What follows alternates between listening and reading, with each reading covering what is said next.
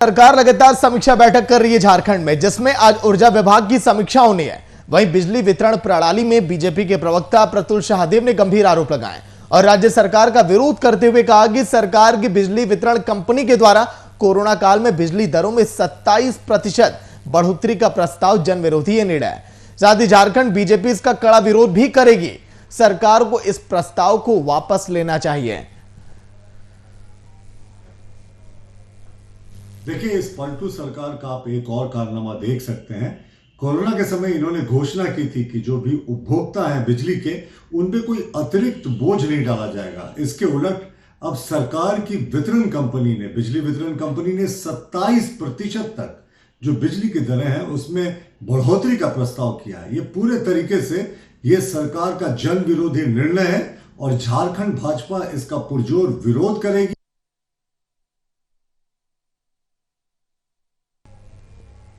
तो कोरोना काल में बिजली दर की मार, अगर जनता पर आन पड़ी तो फिर सोचिए।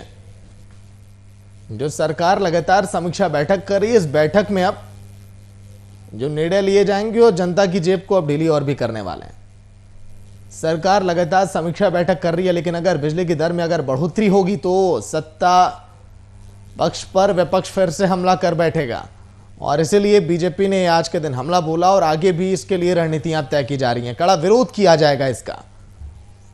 रांची की ये तस्वीर।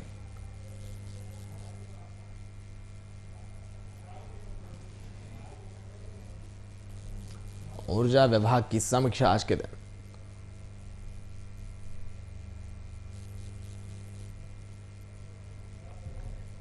आज के दिन ऊर्जा विभाग की यह समीक्षा, रांची की यह तस्वीर।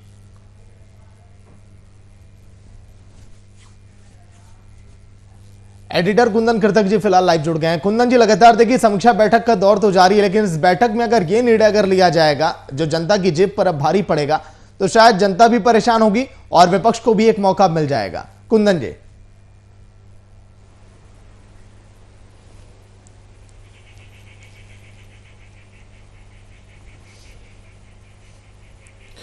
देखिए, राजनीति से इतर हटकर सागर, मैं आपको थोड़ी सी वस्तु स्थिति और जो ग्राउंड रियलिटी है उसके बारे में बता दूं कि झारखंड विद्युत वितरण निगम लिमिटेड JBVNL, जो कि झारखंड राज्य की एक अनुषंगी इकाई है, इसने झारखंड राज्य विद्युत नियामक आयोग को जो एक अपना पिटीशन दाखिल किया है, उस पिटीशन में एनुअल रेवेन्यू रिक्वायरमेंट, जो वार्षिक राजस्व उगाही की जरूरत बताई है, वो 8083 करोड़ की बताई है, जो कि वित्तीय वर्ष 2021-22 के लिए उनको जरूरत होगी।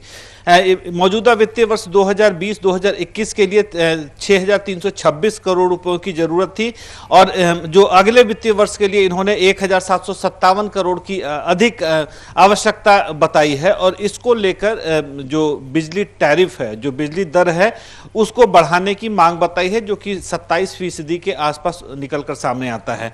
अब सवाल यह है कि झारखंड विद्युत नियामक आयोग के सामने इन्होंने जो दलीलें दी है उसमें यह बताया है कि टैरिफ स्ट्रक्चर अभी डिसाइड नहीं किए गए हैं कि किस उपभोक्ता श्रेणी में कितना टैरिफ को, जो बिजली की दरें हैं, उसे कितनी बढ़ाई जाएंगी, क्योंकि अभी तक 2020-21 के वित्तीय वर्ष का ऑडिट नहीं हुआ है, फिनांस ऑडिट नहीं हुआ है।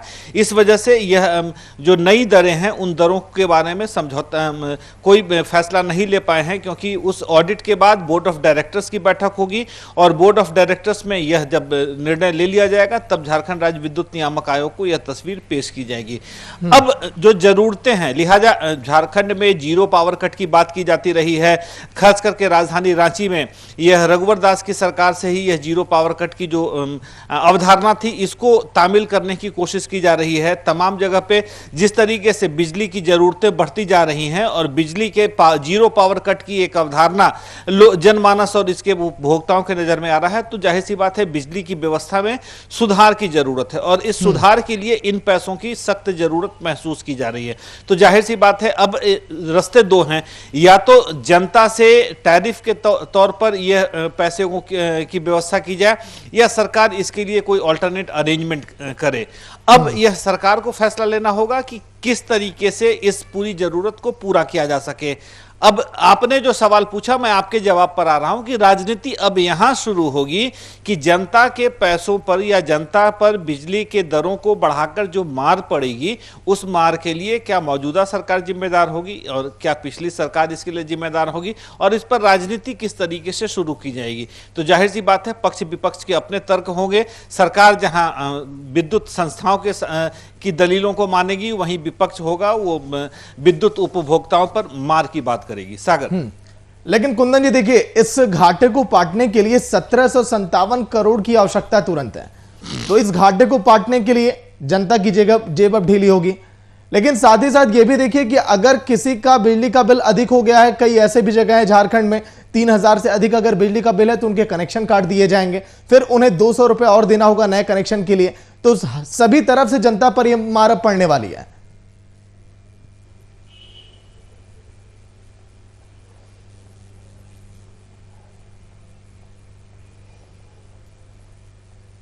देखिए, 1757 करोड़ की जो है वह घाटा नहीं है, वह इस झारखंड विद्युत वितरण निगम लिमिटेड की बढ़ी हुई जरूरतों और बिजली के जो उत्पादन का जो दर है उसकी वजह से यह अत्यधिक यह आवश्यकता बढ़ने वाली है।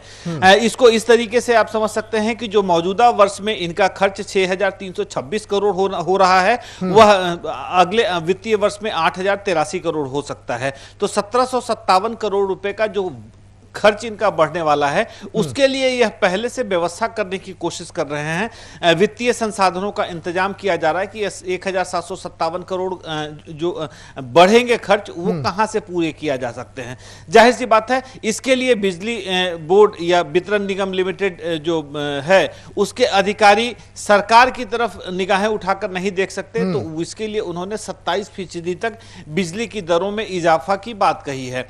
अब सबसे अहम बात यह है कि झारखंड में या कहीं भी दो तरीके के उपभोक्ता होते हैं। एक तो जिनका व्यवसायिक उपभोक्ता होते हैं, दूसरे घरेलू उपभोक्ता होते हैं। और खास करके झारखंड में भी घरेलू उपभोक्ताओं की कई सारी श्रेणियां हैं।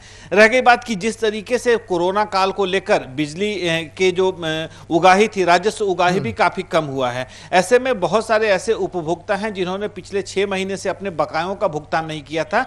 तो इसके लिए बिजली विद्युत वितरण निगम लिमिटेड ने एक standard formula, thumb rule formula निकाला कि जिनकी भी सिक्योरिटी मनी बिजली कनेक्शन लेते समय जितने रुपयों की जमा की गई है, उससे अधिक का अगर उनका बकाया होगा तो उनकी बिजली काट दी जाएगी और दोबारा से रिकनेक्शन के दौरान पुराने बकाये का भुगतान करना होगा और 200 रुपए रिकनेक्शन चार्जेस दिए जाने होंगे। तो ये जाहिर तौर पर अगर आप बिजली के उपभोक्ता हैं तो आपको नियमित रूप से अपने बिजली बिल का भुगतान कर देना चाहिए। और दूसरी बात, ऐसी नौबत अगर आती है कि आपकी बिजली काट दी जाती है तो 200 रुपए आपको बिजली कनेक्शन के दोबारा से रिकनेक्शन के चार्जेस दिए जाएंगे। तो ये कहीं से भी सागर आप कह लें कि जनता के ऊपर बोझ नहीं है। लेकिन हां, अब इसमें राजनीति को अगर हम एंट्री करवाएंगे, राजनीति की अगर एंट्री कहीं से होगी तो जाहिर सी बात है कि इस एंट्री के दुष्परिणाम परिणाम दोनों निकल कर आएंगे।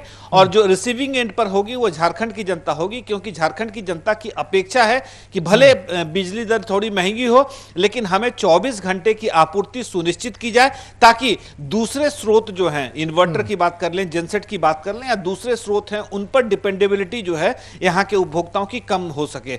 तो अब यह देखना है कि एक तो झारखंड विद्युत वितरण निगम लिमिटेड इसको लेकर किस तरीके से आगे की कार्रवाई करती है, और दूसरा, अगर बिजली की दरें, टैरिफ स्ट्रक्चर रिवाइज किए जाते हैं तो इस पर राजनीति कहां तक हावी हो पाएगी। सागर, बहुत बहुत शुक्रिया कुंदन जी चर्चा के लिए। जिस तरह से अब 27% तक बढ़ोतरी अब हो सकती है बिजली दर में आज के दिन, उसी पर हमने ये चर्चा की। तो इस पर राजनीति भी हावी अब हो सकती है।